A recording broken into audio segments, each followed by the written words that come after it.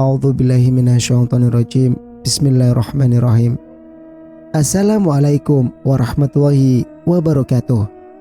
Kembali lagi bersama Mang Sukir di channel Sampul Hitam.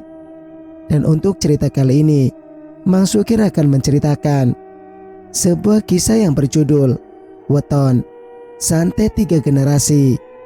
Cerita ini ditulis oleh Uwamia. Dan bagi teman-teman yang ingin membacanya secara langsung, teman-teman bisa langsung kunjungi link yang saya sudah sertakan, ada di deskripsi. Dan tak usah berlama-lama, mari kita ke ceritanya. Selamat mendengarkan. Nona, ini dia. Petrus memanggil Yayu untuk melihat isi dari gundukan tanah yang baru selesai digalinya. Coba diambil, perintah Yayu. Tidak bisa. Nona yang harus mengambil. Karena Nona lah yang bersinggungan langsung dengan ilmu hitam keluarga Waluyo. Yayu terdiam. Tidak salah apa yang dikatakan Petrus. Bahkan Yayulah yang harus menggali dan menguburkan benda-benda itu.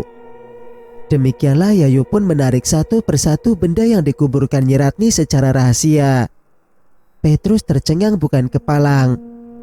Pasak Jagor dililitkan benang hitam. Pada bagian dada tertera nama lengkap Waluyo, Agni Dwi Ajeng Suprihatin. Nyiratni sudah keterlaluan, ketus Petrus. Yayu bersikap biasa. Dia lalu memberitahu Petrus bahwa dirinya yang membocorkan perkara ini pada Bu Waluyo. Rasakan pembalasan ini wahai tua bangka, ucap Yayu lantas menguburkan pakaian dalam Sundari ke dalam galian itu.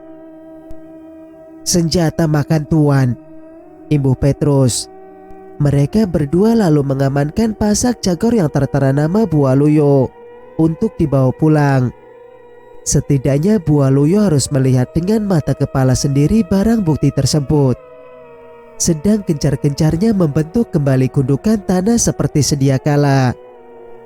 Tiba-tiba terdengar suara cekikan tawa dari kejauhan. Petrus dan Yayu sontak memindai tatapan mereka ke sumber suara. Di sanalah, tepat di sisi sebuah pohon, Nyiratni mengikik begitu menyeramkan. Rambut panjangnya tergerai menutupi sebagian wajah, mirip kuntilanak. Petrus dan Yayu tercekat. Apa yang harus diperbuat? Nyiratni tidak berhenti mengikik. Semakin Yayu dan Petrus ketakutan, makin menjadi-jadi kengerian dibuatnya. Logika Petrus tersentil. Jika benar Nyiratni, mana mungkin dia cuma mengikik? Setidaknya tua bangka itu akan marah dan mengeluarkan kata-kata kasar karena ketahuan nyelonong ke kawasan villa tanpa izin. Petrus curiga sosok itu hanyalah hantu. Sehingganya dia melempar 3 kuntum Kamboja ke arah Nyiratni. Sosok tersebut menguap, lenyap bersama kikikan seramnya. Yayu menghela napas panjang. Petrus mengusul agar secepatnya mereka pulang. Tentu saja pulang melewati hutan yang sama, yang mana kini treknya menurun. Di sela gemeresak dedaunan oleh langkah kaki mereka yang terburu-buru, Yayu berceloteh bingung. Sesuatu masih mengganjal pikirannya. Saya kok heran sama Nyiratni. Dia masih hidup tapi jin korinya gentayangan kemana-mana. Petrus tertawa.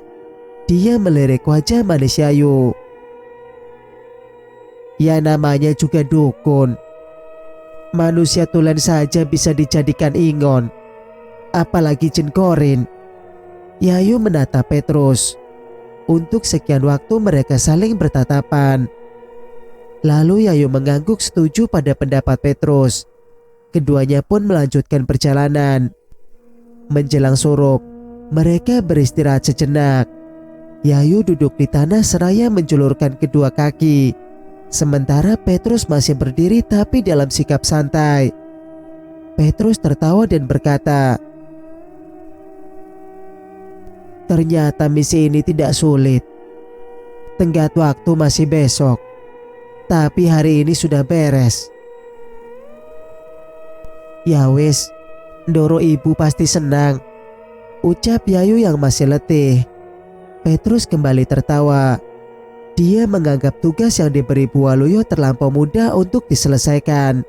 Akan tetapi mendengar tawa Petrus yang terkesan meremehkan, Yayu merasakan sesuatu yang sedang mengawasi mereka. Yayu menoleh ke belakang.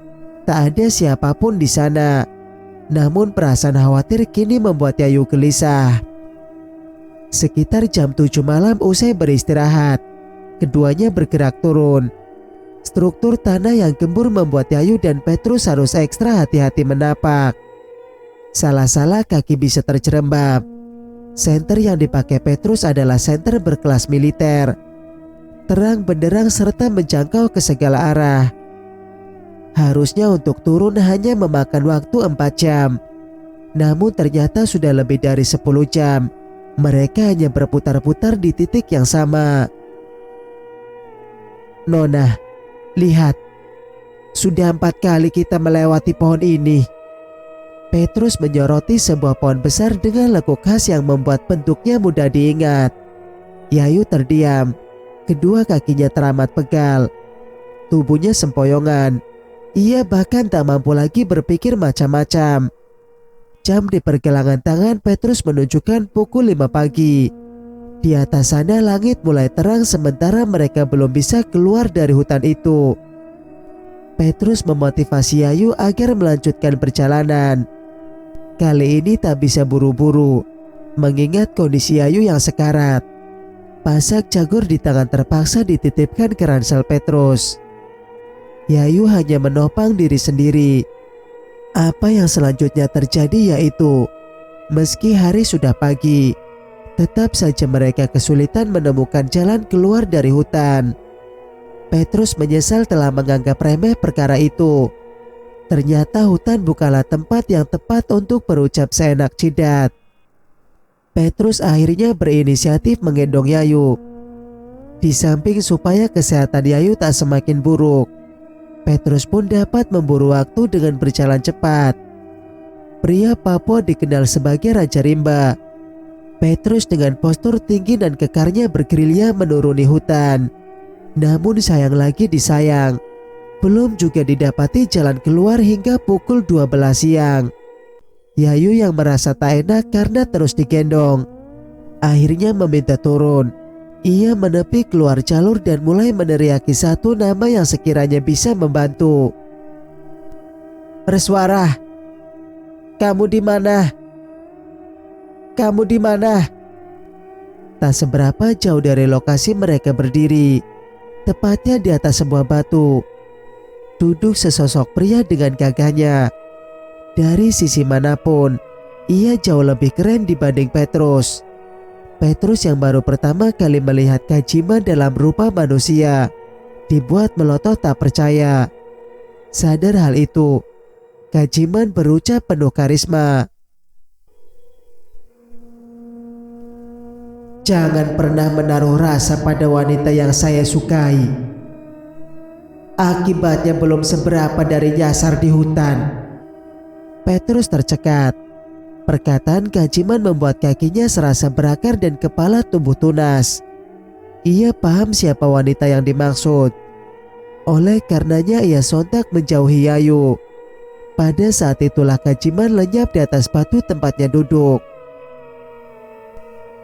Dasar Kajiman, ternyata dia yang mengacaukan perjalanan kita. Kerutu Yayu kesal. Sementara Petrus masih saja melotot tak percaya. Ayo jalan, Petrus. Tunggu apa lagi? Yayu kini memimpin arah pulang. Ajaibnya kondisi perempuan itu berubah 360 derajat. Tidak lagi letih. Sepasang kakinya begitu bersemangat menuruni hutan. Manakala mereka berhasil keluar dari hutan itu, Petrus dibuat geleng kepala. Dia belum rela bahwasanya telah dikerjai oleh Kajiman. Mana lagi jin itu melarangnya menyukai Yayu. Sungguh Petrus kehabisan kata. Sampai-sampai ia tak pamit pada kakek pemilik rumah saat mengambil mobil. Singkat cerita, sudah pukul 2 siang mereka melaju ke Jakarta. Melaju dengan kecepatan penuh.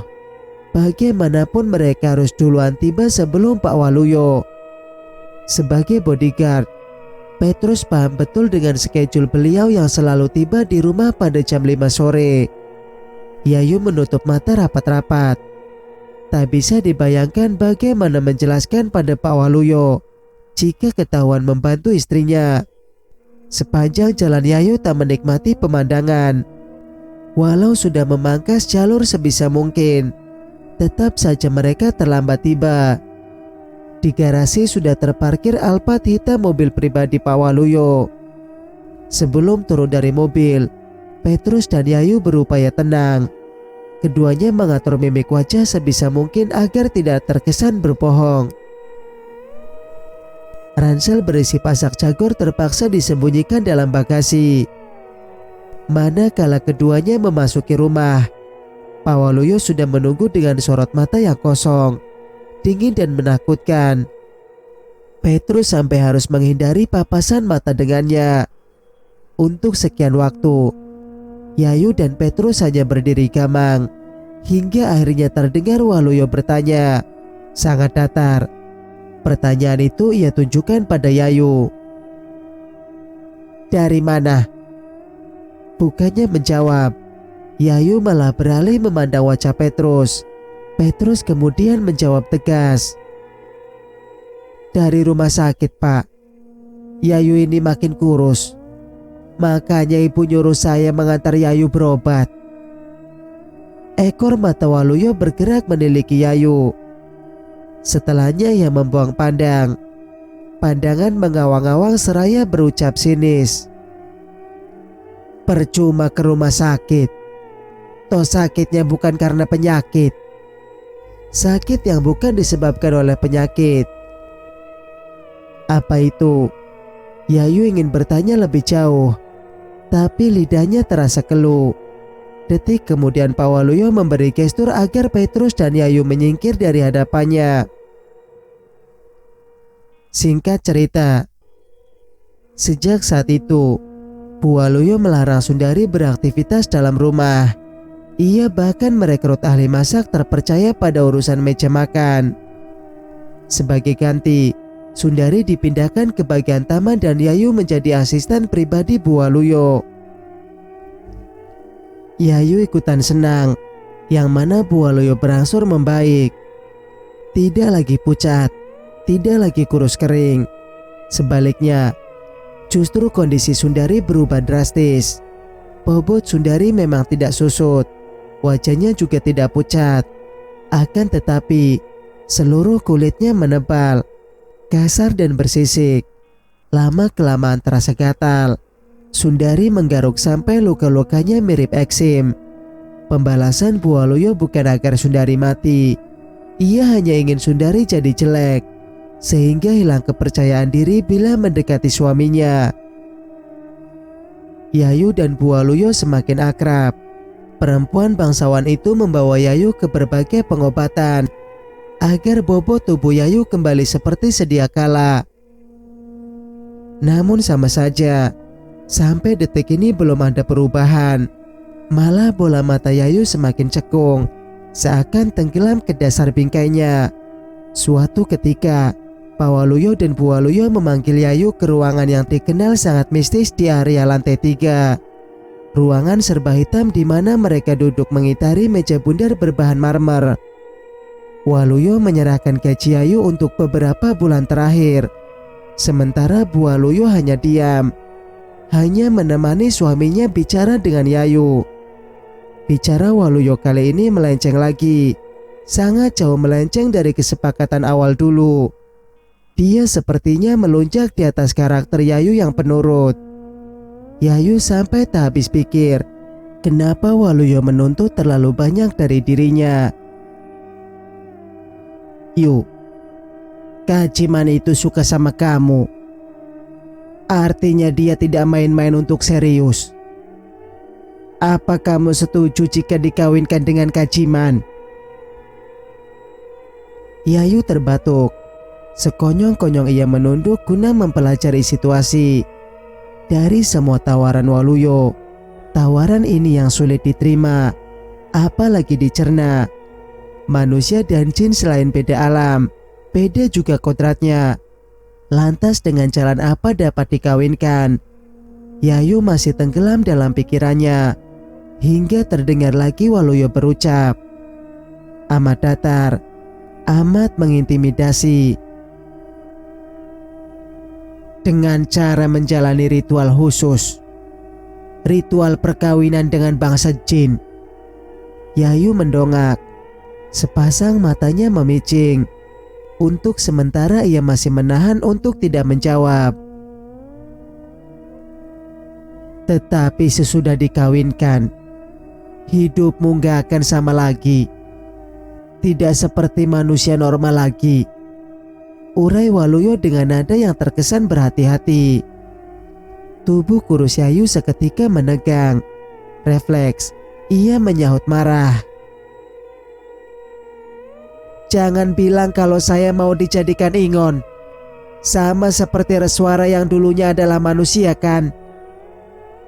Usai berkata demikian, Yayu berkeringat halus. Baru kali ini ia lancang di hadapan Waluyo. Sementara Waluyo sepertinya terkejut mengetahui Yayu yang sudah tahu sampai sejauh itu. Oleh karenanya dia langsung berucap ketir. Ini cuma tawaran saja Yu. Kalau nggak mau ya nggak apa-apa. Ya saya nggak akan mau Ndoro.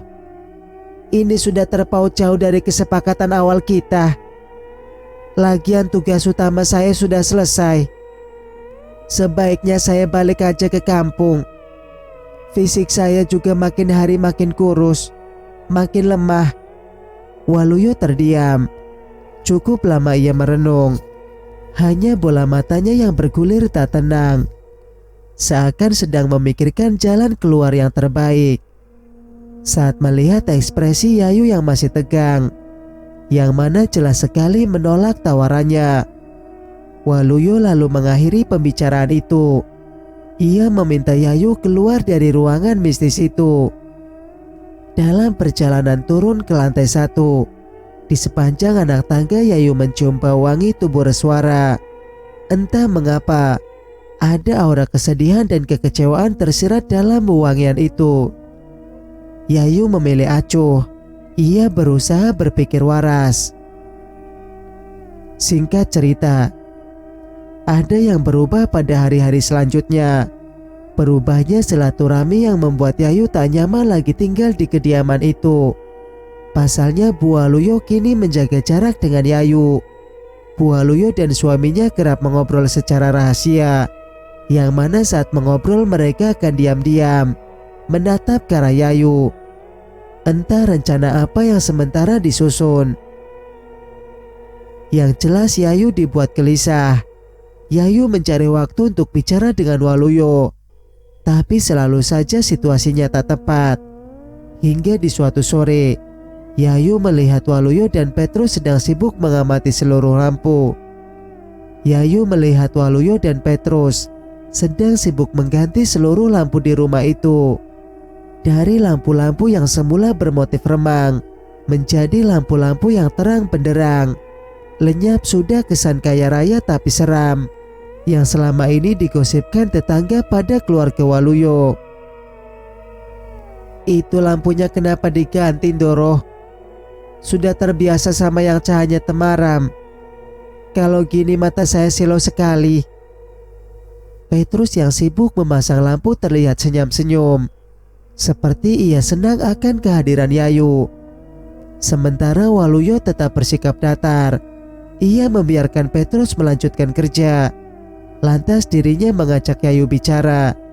Keduanya berpindah tempat, duduk di beranda samping di mana terlihat pemandangan Sundari yang sibuk menggunting bonsai di taman. Kita sudah menang total Yu. Gak perlu lagi cahaya remang yang hanya digunakan untuk keperluan santet. Gak akan ada santet lagi. Jadi kita sudah hidup dalam terang kan Doro? Tanya Yayu memastikan. Bola mata Waluyo bergulir tak tenang. Yayu gelagapan. Maksud saya, santet 3 generasi itu sudah selesai kan? Waluyo pun mengangguk membenarkan. Yayu lalu menyampaikan inti dari apa yang selama ini ingin utarakan. Bahkan tekadnya sudah bulat untuk pulang ke dusun, sesuai kesepakatan awal dulu. Waluyo terdiam cukup lama. Yayu masih menunggu. Sementara Petrus terus mencuri-curi pandang pada Yayu. Jadi kamu sudah pasti gak mau dikawinkan sama Kak Jiman? Waluyo bertanya pelan. Yayu mengangguk. Waluyo kembali berucap. Tapi masih ada satu lagi yang saya minta dari kamu. Nje, apa Doro? Kali ini bola mata Waluyo berbinar-binar, seperti tak tahan untuk berbagi kemenangan. Bulan depan kamu harus ikut menonton sidang saya ya. Sidang balik nama atas semua aset Leherian Santoso yang jatuh ke tangan saya. Yayu melongo. Bibirnya membentuk senyum. Senyum ketir. Ada rasa senang, tapi juga ada rasa bersalah karena pernah terlibat dalam serangkaian santet yang dijalankan Waluyo. Ikut ya? Tanya Waluyo memastikan. Iya Doro, saya pasti ikut. Sesudah itu barulah saya pulang ke kampung. Bulan berikutnya, tiba juga hari persidangan yang dimaksud Pak Waluyo. Sebagai bentuk euforia atas kemenangan, semua pekerja di rumah Waluyo diboyong ke pengadilan untuk menonton jalannya sidang balik nama aset De Santoso. Waluyo, Yayu, Petrus dan beberapa bodyguard, bahkan tak ketinggalan Sundari, semuanya duduk nyaman menanti kehadiran hakim. Pak Waluyo sudah duduk di kursi tunggal di paling depan dan 2 orang pengacaranya telah siap. 7 menit berselang barulah hakim tiba dan segera memulai persidangan itu. Satu persatu aset keluarga Santoso dibacakan hakim, termasuk besarnya nilainya dalam rupiah. Tak usah ditanya seberapa besar segenap aset De Santoso. Waluyo sampai dibuat tercengang. Pasti telinganya berdengung mendengar triliun disebutkan berkali-kali oleh hakim. Semuanya berjalan lancar, mulus-mulus saja, hingga kemudian sesuatu yang terjadi di ruangan persidangan itu. Tepat saat Pak Waluyo diminta membubuhkan tanda tangan atas semua aset De Santoso. Tadinya seorang pria muda tiba-tiba mendobrak masuk seraya menentang keputusan sidang. Pria muda berpenampilan necis, dengan kurat Tionghoa terlihat jelas di wajahnya. Jehiskel Santoso, gumam Yayu hampir tak terdengar. Yayu ingat betul sewaktu bersemedi dulu, bagaimana penglihatannya digiring ke ruangan Leherian Santoso. Saat itu Leherian sempat berdebat dengan Jehiskel, cucunya ini. Cucu satu-satunya yang masih hidup, yang memang sejak kecil sengaja diasingkan ke Amerika guna mengantisipasi hal semacam ini. Saya Jehiskel Santoso. Saya adalah ahli waris yang sah. Saya membawa surat wasiat yang sah dari almarhum kakek saya, Leherian Santoso. Teriaknya bergemuruh. Semua yang hadir menatap ke arahnya. Di depan sana, wajah Pak Waluyo berubah pucat pasi. Tentu saja guncangan ini adalah guncangan terhebat di luar prediksi sebelumnya. Manakala semua orang panik, hakim dan para pegawai pengadilan tetap tenang. Untuk sementara sidang dihentikan dan mereka mulai memeriksa keaslian berkas-berkas yang dibawa Jehiskel Santoso. Waluyo dan rombongan dimintai pulang karena butuh 1 minggu untuk hakim mendalami sengketa aset Santoso. Sepulangnya di rumah, Waluyo jadi sering melamun. Ia masih belum percaya bahwa almarhum Lahirian Santoso merahasiakan seorang cucu yang ada di luar negeri. Inilah yang membuat CSK lolos dari sequel santet 3 generasi yang dimainkan Waluyo. Sementara Yayu sudah benar-benar jenuh dengan semua itu. Sampai kapan dia harus bertahan di kediaman Waluyo dengan kondisi tubuhnya yang memprihatinkan. Waluyo demikian. Yayu paham bahwa dalam diamnya Pak Waluyo, mungkin lelaki itu sedang merancang rencana baru.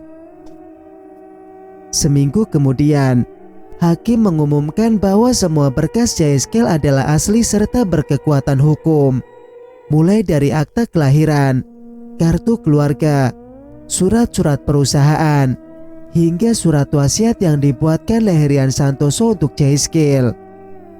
Ternyata Jaiskel adalah anak bungsu dari mendiang putra pertama Lahirian Santoso, Edward Santoso, yang meninggal 3 tahun silam. Sejak kecil, Jaiskel dimasukkan ke pusat pendidikan Kristen di Amerika, di mana ia diharuskan tinggal di asrama selama 12 tahun. Jaiskel kini resmi menerima seluruh aset kekayaan mendiang kakeknya. Dia juga secara tegas menghentikan hubungan kerja dengan CV milik Waluyo. Tidak ada lagi agenda yang mengharuskan kedua pihak berelasi. Benar-benar putus hubungan kerja. Efek dari sekelumit masalah ini, CV milik Waluyo terancam gulung tikar. Banyak pihak menjadi hilang kepercayaan padanya. Beredar rumor bahwa Waluyo adalah musuh di balik selimut, orang yang telah lama ingin merebut perusahaan milik Lahirian. "Doro, saya turut sedih atas semua kegagalan ini," ucap Yayu di suatu sore. "Tapi bagaimanapun, saya harus balik ke kampung." Waluyo menatap lekat. "Jangan dulu, yuk. Masih ada kejutan lagi. Dalam minggu ini kita akan bertemu langsung dengan Jaiskel." "Maaf. Untuk apa, Doro?" Netra Yayu membelalak. Masih segar dalam ingatan bagaimana Waluyo bertemu dengan Robert, sepupu Lahirian yang kemudian ditembaki dan dibuang ke jurang. Yayu khawatir hal serupa terjadi pada Jaiskel Santoso. "Tidak usah banyak nanya. Kalian semua ikut saja. Biar tahu kalau saya gak sepenuhnya salah." Yayu terpaksa mengiyakan. Ia bertahan sebentar lagi, semata untuk meninggalkan kesan terakhir yang baik pada keluarga Waluyo. Singkat cerita, dalam minggu itu Waluyo akan bertemu Jaiskel. Akan tetapi dalam minggu itu pula Sundari kabur. Kabur dari kediaman Waluyo dengan kondisi kulit yang sudah rusak parah. Efek dari pakaian dalam Sundari yang dikuburkan ke dalam liang santet menggantikan pasak Jagor Bu Waluyo. Efeknya tidak main-main. Selain membuat kulit tubuh Sundari menebal dan kasar, pak kulit padak bercola satu, perempuan itu juga hilang kewarasan. Kabur dengan kondisi mental terganggu. Tentu sangat berbahaya di kota sekelas Jakarta. Entah di mana keberadaan Sundari saat ini. Ia pasti menggelandang tak jelas di jalanan. Sementara keluarga Waluyo tak ambil pusing.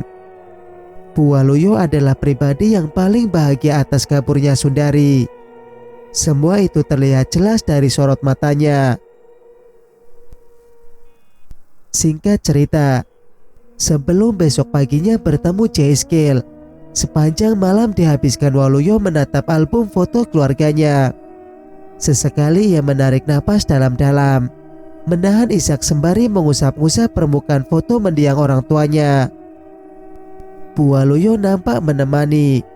Kedua tangannya memijat lembut pundak suaminya. Tepat jam 8 pagi, mereka sudah di perjalanan menuju lokasi yang belum diketahui Yayu. Ada 5 orang di dalam mobil. Pak Waluyo, Bu Waluyo, Yayu. Petrus dan satu bodyguard lain. Tak ada pembicaraan sama sekali. Waluyo bahkan mengoda untuk diam saat istrinya membuka obrolan. Setelah tiba, barulah mereka sadar bahwa sedang berada di sebuah pabrik. Pabrik besar yang memproduksi alat-alat berat dan perkakas proyek milik De Santoso. Lahan pabrik itu teramat luas, melebar ke samping dan memanjang ke belakang, hampir seluas satu kecamatan. Gerbang masuknya berupa gapura bergaya Tiongkok. Belasan security berjaga di situ. Mereka tidak kekar apalagi sangar. Terlihat biasa-biasa karena memang berasal dari warga lokal di sekitarnya. Ternyata mereka sudah kenal sama Waluyo. Bahkan beberapa di antaranya sempat bicara memakai bahasa Jawa, yang mana mereka turut sedih atas gagalnya Waluyo menguasai aset Santoso. Yayu dibuat bingung. Kok ada manusia normal yang mendukung suatu kejahatan? Mobil lantas bergerak memasuki sisi bagian dalam pabrik. Saking luasnya, pabrik itu memiliki banyak bangunan raksasa. Beda bangunan, beda pula jenis perkakas yang diproduksi.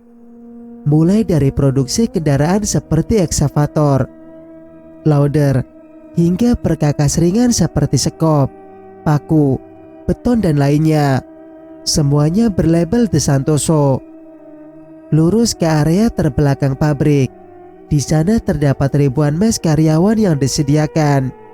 Petrus menepikan mobil, sementara Waluyo sibuk menelpon Jaiskil agar keduanya segera bertemu. Waluyo dan istrinya sedang memandang ke arah lain, manakala Jaiskil melangkah di belakang mereka. Langkah-langkah elegan yang amat tegas menapak tanah. Di tempat terbuka seperti itu, paras Jaiskil benar-benar rupawan. Putih bersih dengan selera berpakaian yang serba branded. Wangi parfumnya adalah jenis limited edition. Sontak Waluyo membalikkan tubuh, menyambut kedatangan Jaiskil yang terkesan misterius. Keduanya saling bertatapan selama beberapa saat. Yayu menyadari air muka Waluyo sudah berubah. Kulit wajah Waluyo bergetar. Sepasang matanya berbinar sedih. Sebisa mungkin ia mengatur agar suara yang keluar tidak terisak. Waluyo berusaha menyungkingkan senyum. Sebelum akhirnya ia berucap, "Segenap tanah pabrik ini, kamu sudah tahu kan asal-usulnya?" Jaiskil belum menjawab. Sebaliknya, pria muda itu membuang pandang jauh ke bentangan lokasi pabrik yang berkilo-kilometer luasnya. Beda dengan Robert yang tak mengakui kesalahan pendahulunya, Jaiskil malah meminta maaf pada Waluyo atas perbuatan keluarganya di masa lalu. "Aku tahu. Aku sedang berdiri di atas tanah ulayat milik keluarga Anda. Apapun perjanjiannya di masa silam, perjanjian itu sungguh tidak manusiawi. Keluarga aku telah bertindak melampaui batas wajar. Aku mengutuk keras perbuatan mereka. Namun apa yang Anda lakukan baru-baru ini sebenarnya tidak berbeda jauh dengan kejahatan keluargaku. Bukan hanya nyawa dibalas nyawa, seluruh aset keluargaku ingin Anda kuasai. Seharusnya hanya tanah ulayat ini yang pantas Anda perjuangkan kembali." Pak Waluyo masih menanti kalimat demi kalimat yang keluar dari mulut Jaiskil. Bu Waluyo dan Yayu tertunduk dengan perasaan haru biru. Sementara Petrus dan anak buahnya berdiri tegap, sigap pada segala kemungkinan. "Tanah ini aku kembalikan ke tangan Anda. Pabrik dan segala aset di atasnya anggap saja adalah bonus dan tanda maaf dari keluarga kami." Hening. Pak Waluyo terenyuh mendengar pengakuan Jaiskil. Senang bercampur sedih, sebab sejujurnya hanya tanah ulayat inilah incaran utama Waluyo. Baik Jaiskil maupun Pak Waluyo sama-sama setuju mengurus proses balik nama kepemilikan tanah. Matahari berada di atas kepala, serta bisingnya aktivitas pabrik menandai berakhirnya pertemuan itu. Waluyo dan Jaisky nampak sangat canggung saat berjabat tangan. Singkat cerita, kejahatan tidak akan pernah menang dan kebenaran akan menemukan jalannya. Pepatah di atas adalah apa yang bisa ditarik dari sekelumit kisah ini, bahwa keturunan Leherian Santoso tidak benar-benar habis oleh santet, dan Waluyo pada akhirnya mendapat tanahnya kembali.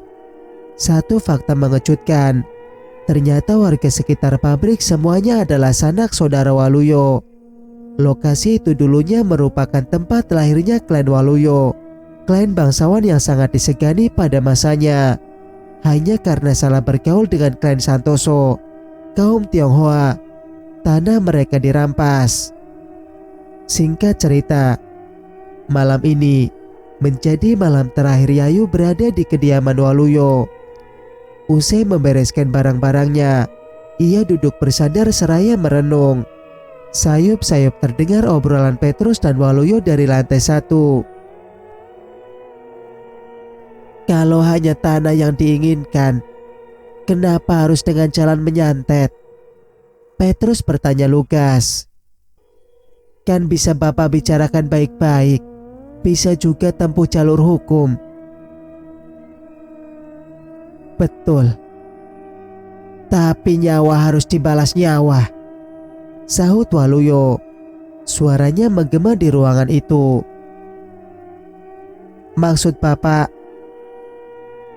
Sejujurnya nenek saya bukan cuma diperkosa, tapi juga dibunuh. Keluarga Santoso gak hanya merampas tanah, kehormatan klan Waluyo telah mereka nodai. Ini bukan saja menyangkut harta dan kedudukan, tapi tentang sakit hati dan balas dendam. Toh sekalipun tanah sudah dikembalikan, sejarah gak dapat dirubah.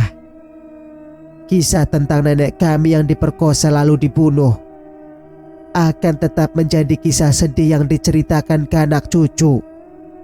Sudah paham? Waluyo menekan intonasi. Paham, Pak. Selanjutnya, apakah tugas saya hanya mengawal saja atau masih ada tugas lain? Masih ada. Apa, Pak? Hening. Yayu tak mendengar lagi mesu-mesu keduanya. Kemungkinan besar Waluyo sedang berbisik di telinga Petrus, dan hal yang ditugaskan pasti tidak main-main. Yayu menekuk liur. Dalam hati ia memanjatkan doa, semoga ia pulang dengan selamat besok. Bukan tidak mungkin Waluyo menyuruh Petrus melenyapkannya seperti Laras dan Mira sebelumnya. Yayu masih merenung manakala wangi tubuh Kaciman menyeruak dalam kamar itu. Yayu lalu teringat akan tawaran yang pernah diajukan Waluyo padanya. Mau dibunuh sekalipun, aku gak sudi kawin sama kamu, celetuk Yayu pada sosok belum memunculkan wujudnya itu. Lagian, situ ngapain jatuh cinta sama manusia? Nyari jodoh itu yang sama frekuensi, yang sama-sama bangsa jin. Usai berkata demikian, angin dingin berputar di sekeliling Yayu. Perempuan itu langsung mengusap lengan. Selanjutnya terdengar Kaciman berbisik lembut. Tapi cinta itu buta, Yu. Mana tahu pada siapa kita jatuh cinta. Halah, buta matamu, buta kepalamu, hardik Yayu yang membuat Kaciman tidak berkotek lagi. Singkat cerita, pagi harinya Yayu disuruh sarapan sebelum meninggalkan kediaman Waluyo.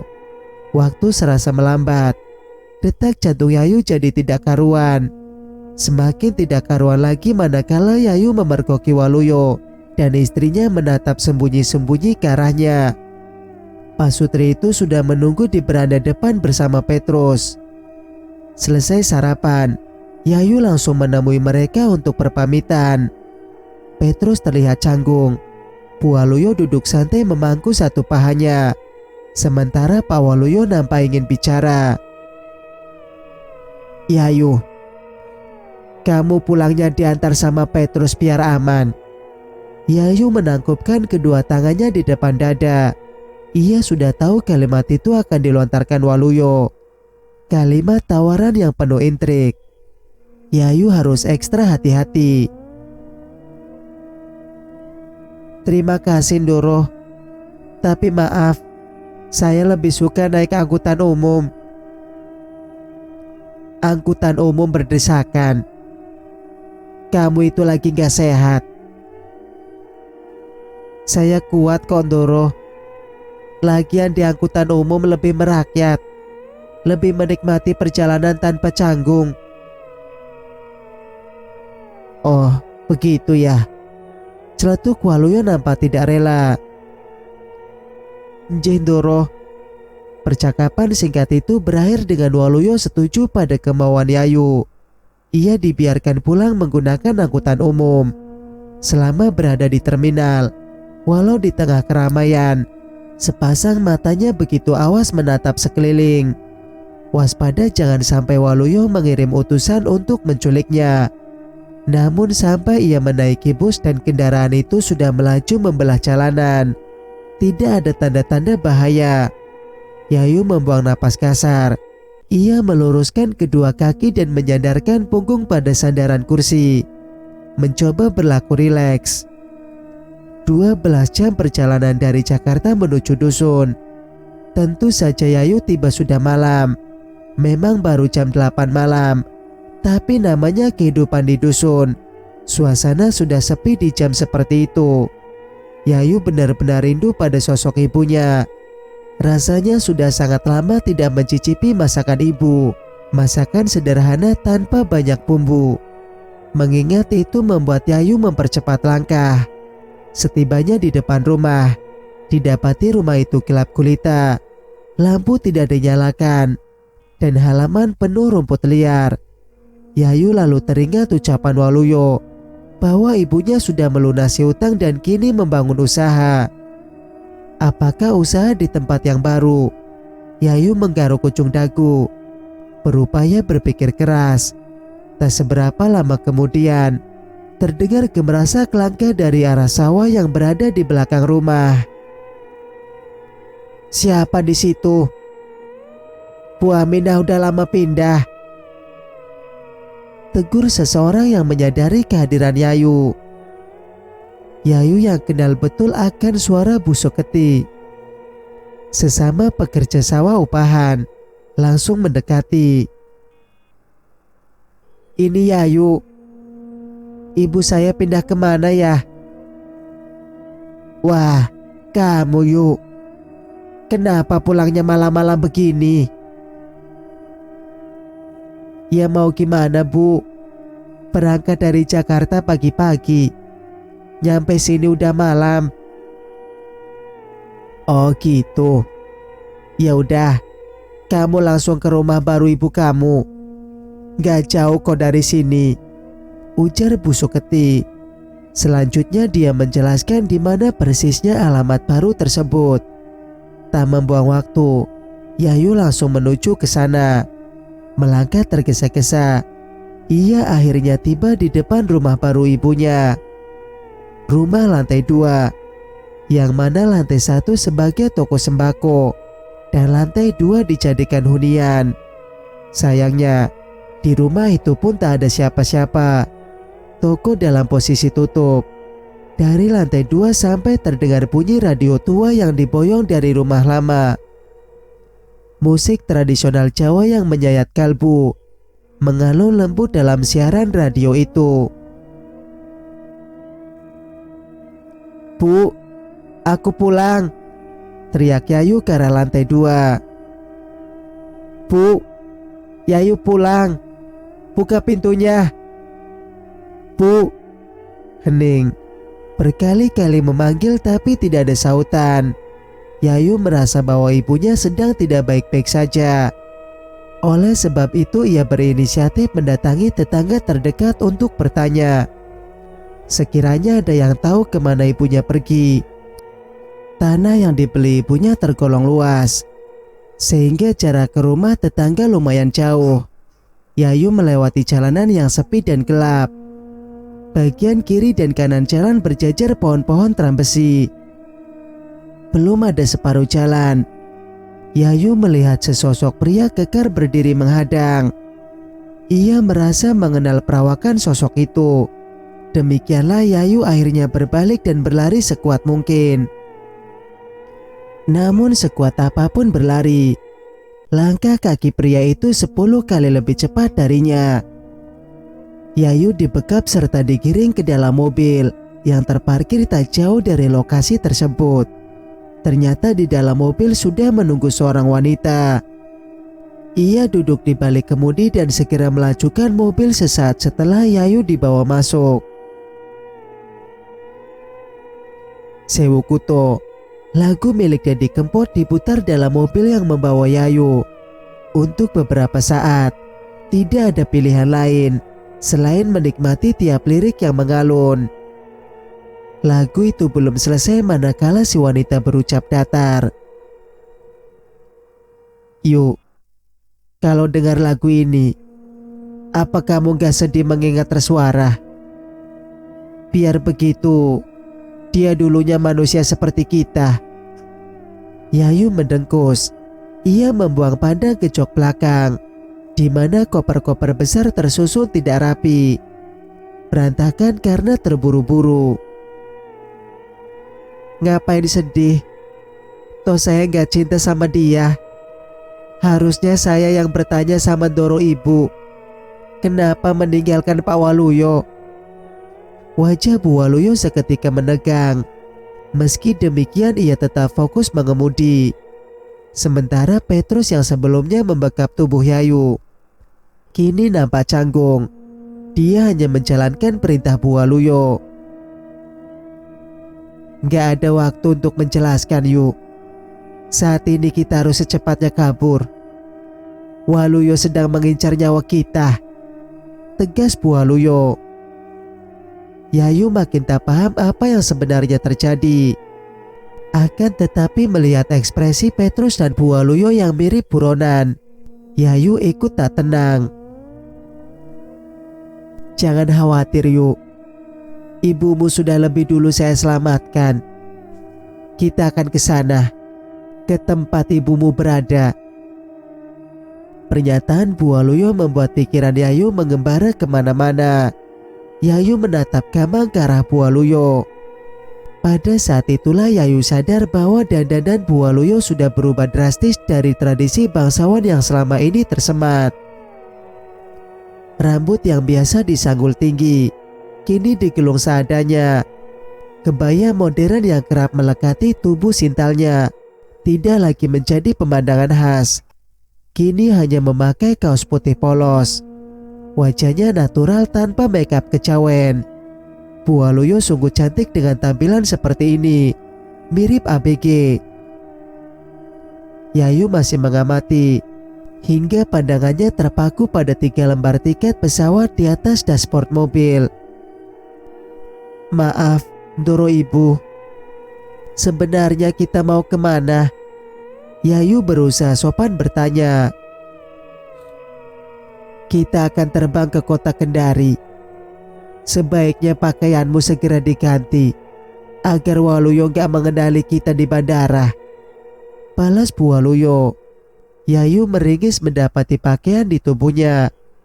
Pakaian di tubuhnya adalah pakaian yang sama saat dirinya meninggalkan kediaman Waluyo. Petrus lantas disuruh membuka tas milik Bu Waluyo dan mengeluarkan sepasang pakaian yang baru saja dibeli hari itu. Pakaian yang sama sekali tidak akan dikenali oleh Pak Waluyo. Petrus memejamkan mata saat Yayu berganti pakaian. Begitu pula Yayu saat Petrus mengubah penampilannya. Mereka bertiga telah sempurna dalam hal penyamaran. Singkat cerita, 10 jam perjalanan, Mereka akhirnya tiba di Jakarta saat hari sudah pagi. Mobil dikembalikan ke rental dan mereka diantar ke bandara. 3 orang tersebut langsung menuju bagian check-in. Sementara di kediaman Waluyo, pria yang kerap disapa Ndoro Kakung itu cukup shock mengetahui istrinya kabur. Dia menelpon Petrus tapi nomornya tidak aktif. Setelah menimbang segala kemungkinan, Waluyo yakin bahwa istrinya berada di bandara dan akan kabur ke kota lain. Sementara itu, Petrus yang disuruh menculik Yayu untuk dibunuh juga hilang kabar. Waluyo sekarang bingung. Kenapa semua ini berjalan tidak sesuai skenario yang dibuatnya? Dia pun menyusul ke bandara, mondar-mandir mencari sosok istrinya. Waluyo tak tahu, sudah sejam yang lalu pesawat yang ditumpangi lepas landas. Waluyo frustasi. Berkali-kali ia melayangkan tinju ke udara. Biarpun kurang hati-hati, tapi masih diberi keselamatan. Bu Waluyo, Yayu dan Petrus tiba dengan selamat di kota Kendari. Mereka dijemput oleh sepupu Bu Waluyo yang berdomisili di sana. Yayu sudah tak sabar ingin bertemu ibunya. Saat yang lain menutup hidung, Yayu justru mengabaikan aroma terasi udang yang menjadi ciri khas kota itu. Pikiran Yayu benar-benar terfokus pada bayangan wajah sang ibu. Tangis Yayu pecah kala tiba di rumah kontrakan ibunya. Ibu dan anak itu saling melepas rindu. Ibunya mengatakan kalau tabungan mereka lebih dari cukup untuk memulai usaha yang baru di kota Kendari. Di tempat itu pula, Bu Waluyo membeberkan semuanya. Alasan mengapa mereka harus kabur dari jangkauan Waluyo, bahwa selain menjalankan santet 3 generasi, Waluyo juga sedang mendalami suatu ilmu sakti, yang mana salah satu syaratnya menumbalkan istri sendiri. Untuk diketahui, Bu Waluyo ini bukan istri pertama. Sebelumnya, sudah 3 wanita yang dinikahi Pak Waluyo, dan kesemuanya mati di tangannya. Lalu bagaimana dengan Petrus? Kenapa dia tidak setia pada Pak Waluyo? Padahal gaji yang diberikan tidak main-main. Petrus dengan ekspresi jijik pun menjelaskan bahwasanya Pak Waluyo menyimpang perilaku seksualnya. Ia kerap memaksa Petrus untuk melakukan hal yang tak senonoh dengannya. Tuhan menciptakan Adam untuk Hawa, bukan Adam untuk Melkianus, Fransiskus atau Bartolomeus. Demikianlah Petrus harus kabur. Jika masih berada di Jakarta, maka sangat mudah bagi Waluyo menyewa pembunuh bayaran kelas kakap untuk mengejar Petrus. Bu Waluyo dan Petrus bisa saja kabur secara terpisah. Namun mengingat kebaikan hati Yayu yang pernah membantu Bu Waluyo terbebas dari santet yang dijalankan Nyi Ratni dan Sundari, keduanya bersepakat menyelamatkan Yayu dan ibunya dari rencana pembunuhan. Petrus juga membeberkan bahwa mayat-mayat yang pernah dihabisi dikuburkan di tengah hutan, persisnya di depan gubuk, di mana Yayu menjalankan ritual. Yayu tidak menimbrung saat Petrus dan Bu Waluyo bercerita. Ia mendengar dengan seksama. Sesudah itu ia menarik kesimpulan. Ternyata menyimpan dendam terlalu lama akan membuat seseorang nekat melakukan berbagai upaya balas dendam. Sakit hati itu manusiawi, mengampuni itu ilahi. Ampunilah kesalahan orang lain, bukan karena orang itu layak diampuni, namun dengan mengampuni, kamu mendapatkan dirimu kembali. Cerita pun selesai. Jika kalian suka dengan ceritanya, jangan lupa untuk like, komen, dan subscribe channel ini agar bisa mendengarkan cerita-cerita berikutnya. Wassalamualaikum warahmatullahi wabarakatuh.